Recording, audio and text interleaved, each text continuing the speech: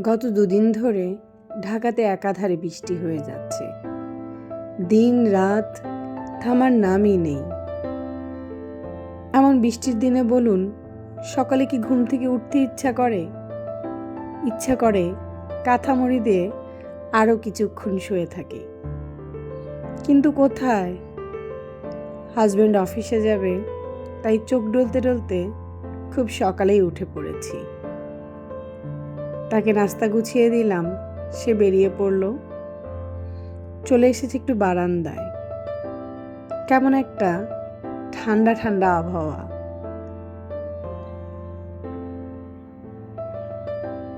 সব গাছগুলো ভিজে একাকার।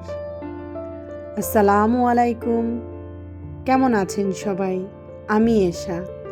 ওয়েলকাম টু স্টোরি অফ এশা। ভেবেছিলাম একটু সময় শুয়ে থাকবো, তার উপায় কি? হেল্পিং হ্যান্ড চলে এসেছিল, তাই ওকে দিয়ে কাজগুলো গুছিয়ে নিলাম। এই শুক্রবার বাসায় নতুন মেহমান আসবে, আমার শ্বশুর বাড়ির দিকের। ওনারা কখনো আগে আসেননি। বেশ কিছু মানুষ আসবেন, তাই প্রিপারেশনটাও একটু বেশি। এর জন্য আমি আগে থেকেই সব কিছু গুছিয়ে নিচ্ছিলাম। যেটা রান্না করব, যতটুকু রান্না করব সেটুকু আলাদাভাবে ধুয়ে পরিষ্কার করে ফ্রিজ আপ করছিলাম। যেহেতু একা হাতে করতে হবে, তাই আগে থেকে গোছানো না থাকলে বেশ ঝামেলায় পড়তে হবে। ওদিকে গোছগাছ করছিলাম আর এদিকে রান্নাটাও সেরে নিচ্ছিলাম।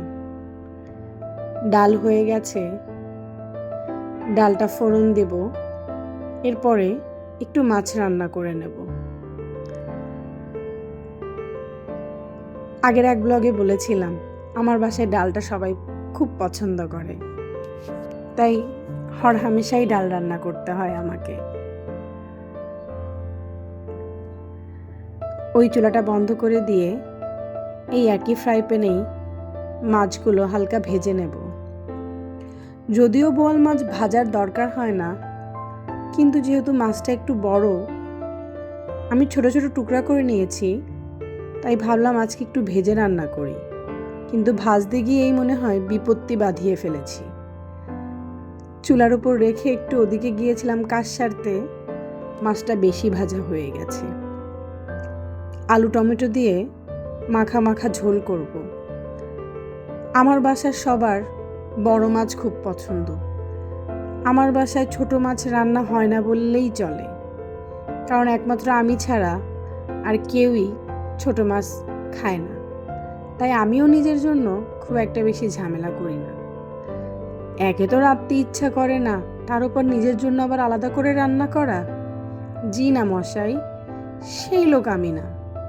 কেউ না থাকলে আমি সর্বোচ্চ একটা ডিম ভেজে ভাত খেয়ে ফেলি, তবু রান্নাঘরে আসি না। দেখেন, এত অনীহা রান্নায়, তবুও প্রতিদিনই রান্না করতে হচ্ছে। আসলে জীবনে আপনি কি হতে চান, কি করতে চান,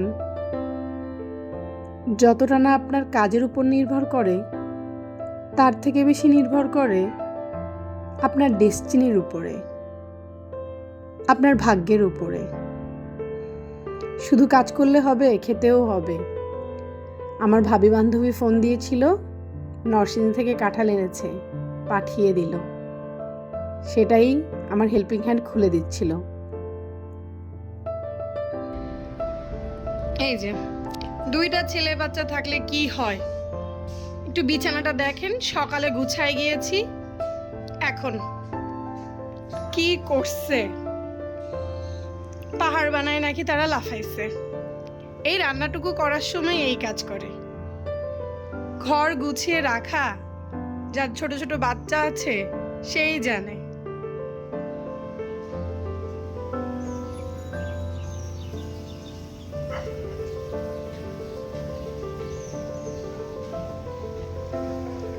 এই দেখেন, আজকেও আমার গাছে আর একটা রক্ত জবা ফুটেছে।